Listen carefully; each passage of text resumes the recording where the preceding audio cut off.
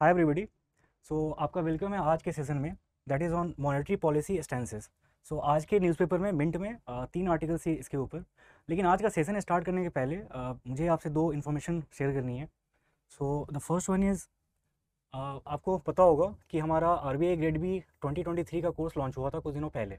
ठीक है, उसमें एक अपडेट ये है कि जो संपूर्ण फाइल हम ऐसे कंपाइल करते हैं जिसमें कि आपको पीआईबी, देन आरबीआई,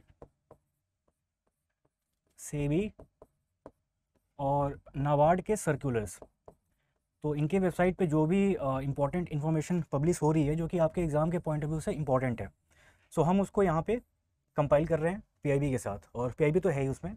देन ये सारा कंटेंट आप रीड करोगे जो कि ऑलरेडी अपलोड हो चुका था कुछ दिनों पहले। ये अक्टूबर मंथ का हुआ है अभी, और हमने इसे पब्लिश कर दिया था 2 अक्टूबर को। ये अपलोड हो चुका है, एंड इसी के ऊपर हमने 50 क्वेश्चंस के सेट डाले हैं। ठीक है, जिसमें आपको 50 एमसीक्यूज़ मिलेंगे। तो इससे आपको पता चलेगा कि आपकी प्रिपरेशन का लेवल क्या है और आप रिकॉल कर पा रहे हो कि नहीं आपने जो भी पढ़ा है इस डॉक्यूमेंट में।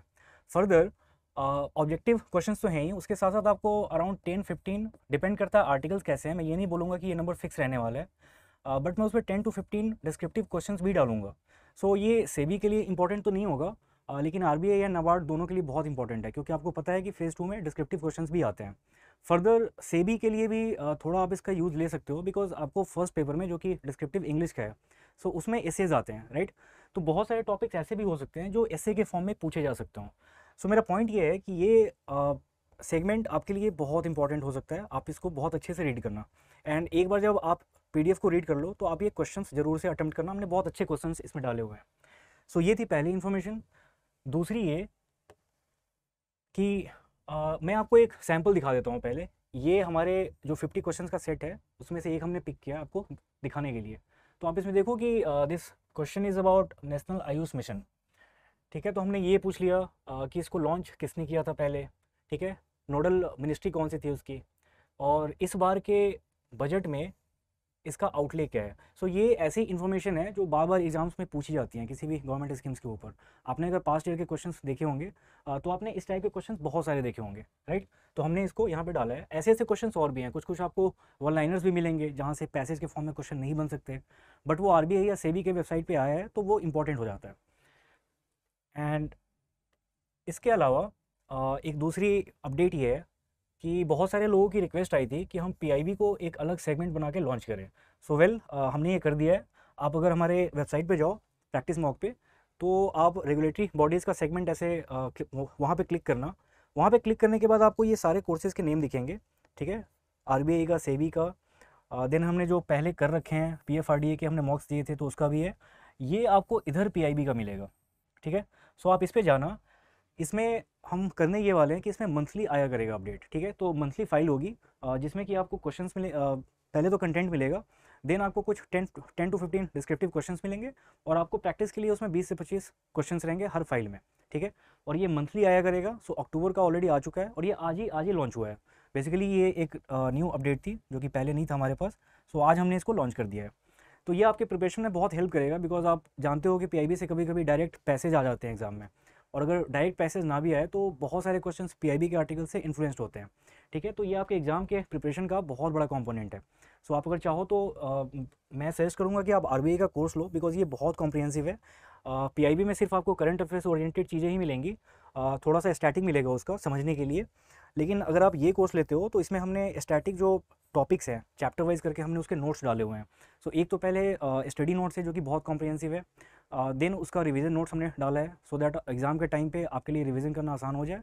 एंड उसमें फिर चैप्टर वाइज आपको क्विज़ भी मिलेंगे। जितने भी चैप्टर्स हैं पूरे सिलेबस से, ईएसआई हो, एफएम हो, उसके जितने भी चैप्टर्स बनाए हैं हमने, चैप्टर वाइज आपको वहाँ पे टेस्ट मिल जाएंगे। आपकी स्टडी इस सेंस में बहुत कॉम्प्रिहेंसिव हो जाएगी। सेकंड ऑप्शन ये है कि आप पीआईबी अलग से भी ले सकते हो, इन केस आपके पास मटेरियल्स है पहले से या आपने कहीं और से कोई कोर्स ज्वाइन कर रखा है, तो आप हमारे यहाँ से पीआईबी भी ले सकते हो। ये दो अपडेट्स थी मेरे पास आपके पास। अब हम आते हैं आज के आर्टिकल पे।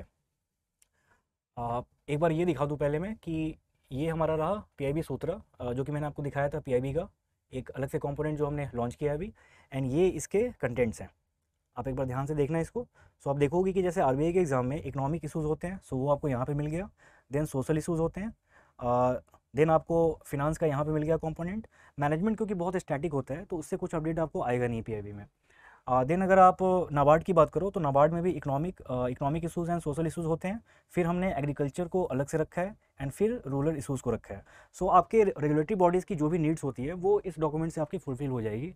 अगर हम करंट अफेयर्स ओरिएंटेड टॉपिक्स की बात करें तो देन आपको कुछ चीज़ें ऐसी भी हैं जो पीआईबी में आती हैं, बहुत सारी नहीं भी आ पाती, तो उनको भी हमने इसी में इंक्लूड कर लिया। बिकॉज अभी जैसे एक ग्लोबल हंगर इंडेक्स आया था, सो अब ये इंडिया की इंडेक्स नहीं है, राइट, ये एक ग्लोबल इंडेक्स है।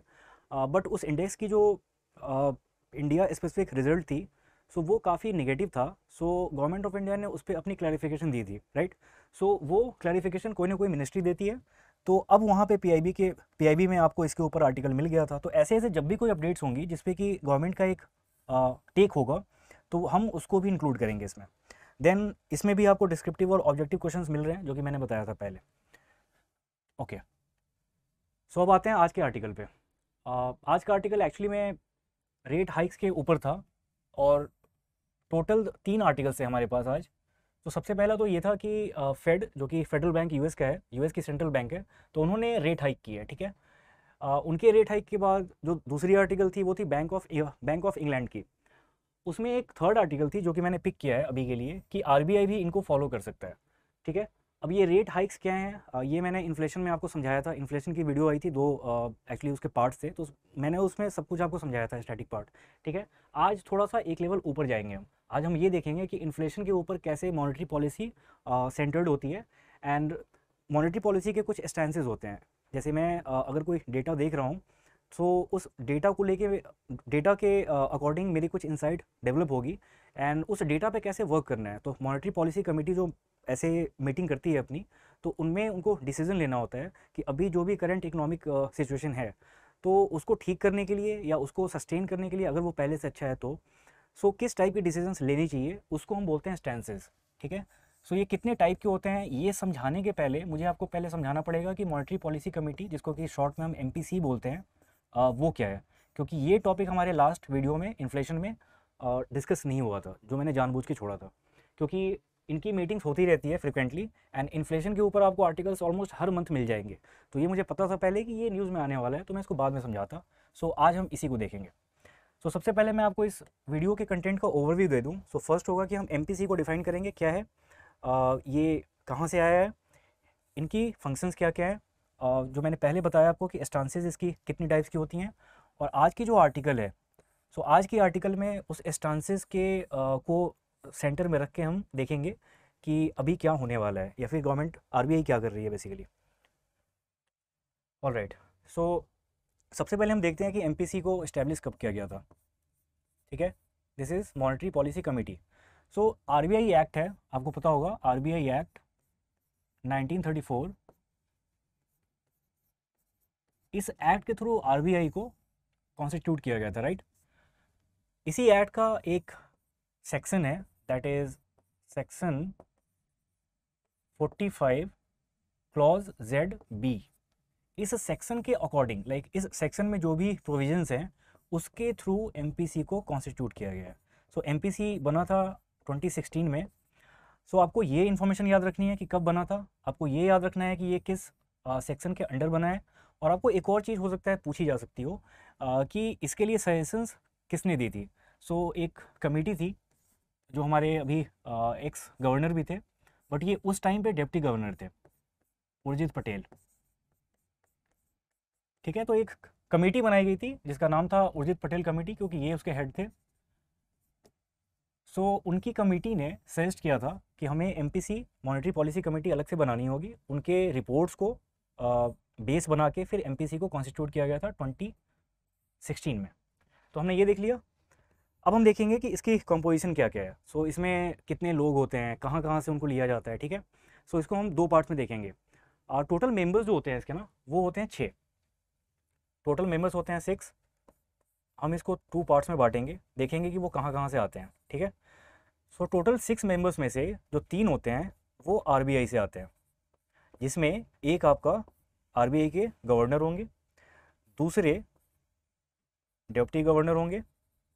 एंड ये डिप्टी गवर्नर क्योंकि डिप्टी गवर्नर्स आरबीआई में आप अगर रीड करो तो आपको पता चलेगा कि एक नहीं होते, ज़्यादा होते हैं। बट जो डिप्टी गवर्नर इसके पार्ट हैं उनको मॉनेटरी पॉलिसी से रिलेटेड एरियाज़ ही दिए जाते हैं टैकल करने को, ठीक है। और जो थर्ड हैं वो एक एग्जीक्यूटिव डायरेक्टर के लेवल के एम्प्लॉय होते हैं, ठीक है। सो ये तीन हो गए जो कि आरबीआई से आते हैं। बाकी के तीन यूनियन गवर्नमेंट वो अपॉइंट करती है, ठीक है। अब इसमें कोई भी हो सकता है वो ऑलरेडी कोई इकोनॉमिस्ट हो, या हो सकता है किसी भी कॉलेज का प्रोफेसर हो, ठीक है। तो इसमें कोई सेलिंग नहीं है। सो टोटल 6 हो गए, 3 आरबीआई से और 3 एक्सटर्नल। इनको हम बेसिकली इंटरनल मेंबर्स भी बोलते हैं जो आरबीआई से आते हैं, एंड जो यूनियन गवर्नमेंट के थ्रू अपॉइंट किए गए होते हैं उनको हम एक्सटर्नल मेंबर्स बोलते हैं।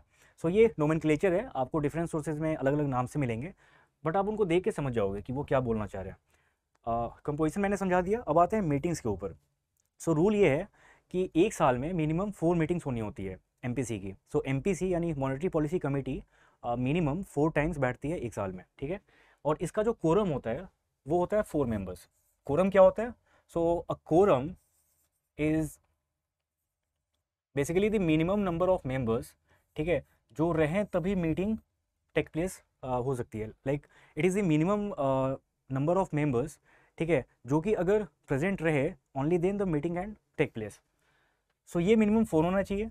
अब कन्वेंशन ऐसा कोई रूल नहीं है, बट ऐसा देखा गया है कि जो आरबीआई के 3 मेंबर्स हैं ना वो हमेशा होते हैं इसमें।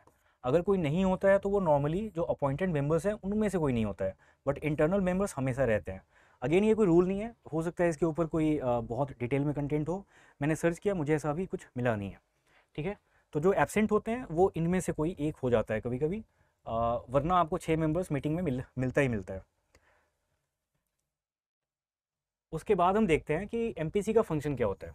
सो अब क्योंकि मैंने शुरू में इन्फ्लेशन बोला था तो आपको थोड़ा सा आइडिया आ रहा होगा कि ये जो इकोनॉमी में मार्केट में प्राइस लेवल्स होती हैं गुड्स की या फिर सर्विसेज की, सो उसको कंट्रोल करने के लिए होता है, ठीक है। सो सपोज़ कि इन्फ्लेशन अचानक से बहुत ज़्यादा बढ़ गया जैसा कि अभी है। अब इसका रीज़न कुछ भी हो सकता है, बट हम बाकी सारी चीज़ों को इग्नोर करते हैं। हम ये एज्यूम करते हैं कि जो इन्फ्लेशन लाइक जो प्राइसेस बढ़ी हैं चीज़ों की, वो इसलिए बढ़ी है कि जो मैन्युफैक्चरर्स हैं उसके पास कैपिटल नहीं है, ठीक है। उसके पास सप्लायर से रॉ मटेरियल्स के लिए सफिशिएंट कैपिटल नहीं है। तो अगर ये रीज़न है तो एमपीसी क्या करेगी कि इंटरेस्ट रेट को रिड्यूस कर देगी, ठीक है, इंटरेस्ट रेट्स को रिड्यूस कर देगी। अब इंटरेस्ट रेट्स को, या इसको हम पॉलिसी रेट भी बोल सकते हैं, सो इसको रिड्यूस करने का इम्पैक्ट ये होता है कि अब बैंक्स वो कम रेट पे लेंड कर पाएगी जो भी मैन्युफैक्चरर्स हैं, ठीक है। तो अब अगर कम रेट पे लेंड कर पाए बैंक्स, तो मैन्युफैक्चरर्स के पास कैपिटल के लाइक जो कॉस्ट ऑफ कैपिटल बोल सकते हैं वो रिड्यूस हो जाएगी। अगर वो रिड्यूस होती है तो then these manufacturers will feel more encouraged to borrow from banks, ठीक है। अगर वो ज़्यादा बोरो करती हैं फिर प्रोडक्शन बढ़ जाएगी, और इन्फ्लेशन, अगर प्रोडक्शन बढ़ती है तो मतलब कि सप्लाई बढ़ जाएगी, एंड अगर सप्लाई बढ़ती है तो फिर इन्फ्लेशन कंट्रोल में आ जाएगा धीरे धीरे, ठीक है। तो सबसे पहला फंक्शन, इनफैक्ट इसका मेन काम यही है। अगर हम बोले ना कि प्राइमरी ऑब्जेक्टिव क्या है एमपीसी का, so that is to ensure that the price levels are stable in the market, ठीक है। फिर इनको ये भी देखना होता है कि जो इन्फ्लेशन टारगेटिंग फ्रेमवर्क है, तो अगर हम आरबीआई एक्ट 1934 को देखें तो उसी में अमेंडमेंट के थ्रू ये एक ऐसा कन्वेंशन बनाया गया कि 4% के आसपास इन्फ्लेशन मेंटेन करके रखना है। इसकी जो लोअर लिमिट है वो 2% रख सकते हैं और हाईएस्ट 6%। यानी आरबीआई का काम ये होता है मॉनेटरी पॉलिसी कमेटी का कि वो इसके बीच में मेंटेन करके रखे, ठीक है। आइडियली 4 के आसपास, अगर बहुत कम है तो 2, बहुत ज़्यादा है तो 6।